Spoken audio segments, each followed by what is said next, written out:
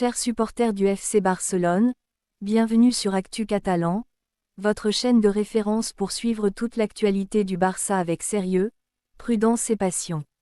Avant de commencer cette vidéo, pensez à vous abonner à la chaîne, à laisser un like, à partager cette vidéo avec les supporters Blaugrana et à donner votre avis dans les commentaires. Votre soutien est essentiel pour permettre à la chaîne de continuer à grandir et à vous proposer une information claire, équilibrée et responsable. Restez bien jusqu'à la fin, parce que dans quelques instants, je vais vous expliquer un détail très important que beaucoup de personnes n'ont pas encore remarqué concernant les derniers développements autour du FC Barcelone. Aujourd'hui, deux dossiers majeurs font parler autour du club catalan. Le premier concerne Julián Álvarez, avec les critiques formulées par Marcial Llorente concernant la gestion supposée du dossier par la direction barcelonaise. Le deuxième concerne Ferran Torres, dont l'avenir au Barça serait devenu incertain alors que des discussions autour d'une prolongation de contrat seraient actuellement compliquées. Ces deux situations montrent une nouvelle fois la complexité du mercato, où les décisions sportives, les négociations économiques et la communication des clubs peuvent jouer un rôle important. Commençons par le dossier Julián Álvarez, qui continue de provoquer de nombreux débats en Espagne. Le journaliste Marcial Llorente a livré une analyse très critique concernant la manière dont le FC Barcelone aurait géré les discussions autour de l'attaquant argentin. Selon lui, le club catalan aurait commis plusieurs erreurs dans sa stratégie, notamment en communiquant trop ouvertement sur un dossier qui concernait un joueur encore sous contrat avec l'Atlético de Madrid. Il estime également que certaines informations sorties dans les médias auraient contribué à détériorer les relations entre les deux clubs. Ces déclarations représentent cependant l'opinion du journaliste et ne constituent pas une confirmation officielle des faits avancés. Dans un dossier aussi complexe, plusieurs versions peuvent exister selon les acteurs concernés. Le Barça, l'Atlético et l'entourage du joueur peuvent avoir des visions différentes de la situation. Il est donc nécessaire de distinguer les critiques extérieures, les informations rapportées et les éléments officiellement confirmés par les clubs. Mais attention, ce n'est pas encore tout. Le prochain élément de cette affaire pourrait justement changer la manière dont on comprend la situation. Au-delà des critiques sur la communication du Barça, le principal obstacle reste la position de l'Atlético de Madrid. Le club madrilène considère Julián Álvarez comme un joueur important de son projet et ne souhaite pas faciliter son départ vers un concurrent direct. Les discussions autour d'un éventuel transfert sont donc devenues particulièrement difficiles. Le Barça, de son côté, aurait montré un intérêt important pour l'attaquant argentin, mais une opération de cette envergure dépend de nombreux facteurs, le montant du transfert, la volonté du club vendeur, la situation du joueur et les possibilités financières du club acheteur. Dans le football, même lorsqu'un joueur semble intéressé par une destination précise, un accord entre les clubs reste indispensable. C'est justement ce qui rend le dossier Julián Álvarez aussi complexe depuis plusieurs semaines. Le dossier a également été marqué par plusieurs débats concernant la valeur du joueur et les propositions qui auraient été évoquées. Marcial Llorente affirme notamment que l'offre initiale du Barça n'aurait pas correspondu aux attentes de l'Atlético de Madrid.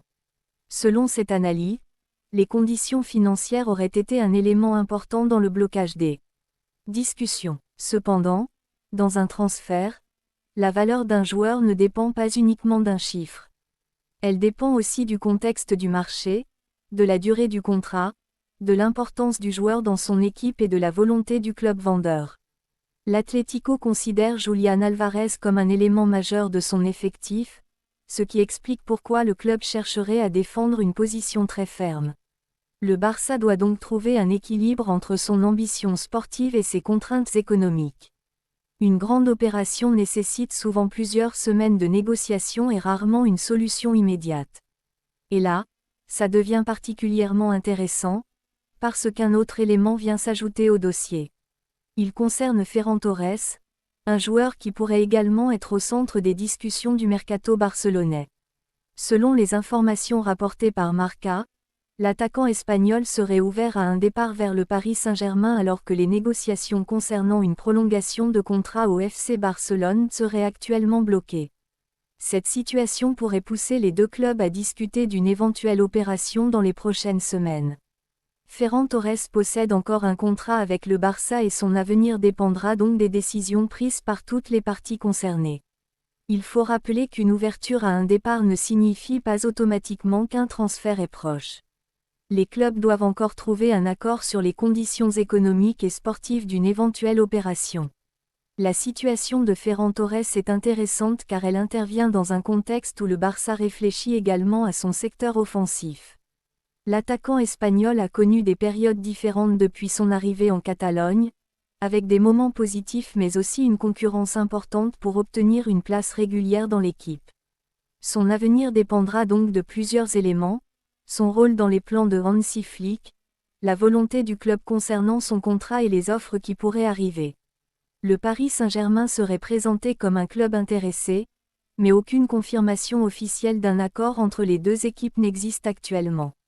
Le Barça devra donc évaluer si un départ représente une bonne solution pour son projet sportif et économique. Un transfert pourrait permettre au club de récupérer des ressources financières, mais il faudrait également réfléchir à la profondeur de l'effectif offensif. Si vous pensez que le dossier est déjà terminé, attendez encore un peu, car il reste un point essentiel à connaître concernant la position du Barça. Le club catalan doit gérer plusieurs dossiers en même temps et chaque décision peut avoir des conséquences sur les autres opérations du mercato. La situation de Ferran Torres pourrait notamment être liée au mouvement offensif que Barcelone souhaite réaliser. Si un joueur quitte l'effectif, cela peut modifier les besoins du club en recrutement. À l'inverse, une arrivée importante pourrait également influencer le rôle de certains joueurs déjà présents. C'est pour cette raison que les décisions de mercato doivent être étudiées dans leur ensemble. Le Barça ne peut pas simplement analyser chaque transfert séparément, car chaque mouvement influence l'équilibre général de l'équipe. Concernant Julián Álvarez, le club catalan doit également gérer l'aspect médiatique autour du dossier. Les déclarations publiques, les analyses des journalistes et les réactions des clubs peuvent influencer la perception du public, mais elles ne remplacent pas les négociations officielles. Le Barça doit donc continuer à travailler dans un environnement où chaque information est observée avec attention. Pour Hansi Flick et Deco, l'objectif principal reste de construire une équipe compétitive tout en respectant les limites économiques du club. L'arrivée d'un joueur comme Julián Álvarez représenterait un renfort important, mais elle doit être réalisée dans des conditions acceptables pour toutes les parties. Si un accord n'est pas possible, Barcelone devra également être capable d'explorer d'autres solutions pour son attaque. Avant de passer à la suite, retenez bien cette information, car elle nous permet de mieux comprendre ce qui pourrait se passer dans les prochains jours. Le mercato du Barça ne dépend pas uniquement de l'envie des joueurs ou des ambitions du club. Il dépend aussi des relations entre les équipes, des négociations financières et du timing des décisions. Le dossier Julián Álvarez montre parfaitement cette réalité, avec un joueur apprécié par Barcelone mais une opération difficile à finaliser. Le dossier Ferran Torres montre également que le club doit gérer son propre effectif avant même de penser uniquement aux nouvelles arrivées. Chaque départ potentiel peut modifier les plans de recrutement et chaque arrivée peut influencer la hiérarchie interne. Et c'est précisément ici que l'histoire devient intéressante. Dans un instant, je vais vous donner les dernières informations disponibles sur ces dossiers.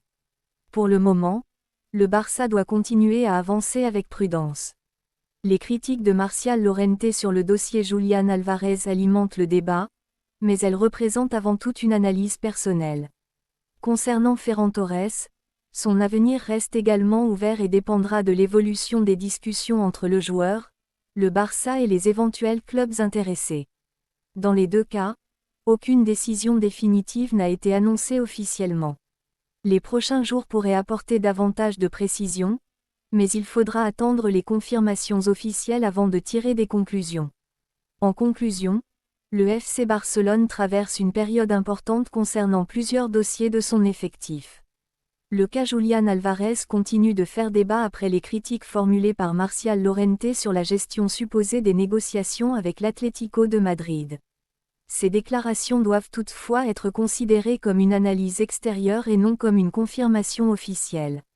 De son côté, Ferran Torres voit également son avenir devenir un sujet de discussion alors que sa prolongation au Barça serait compliquée et qu'un intérêt du PSG est évoqué.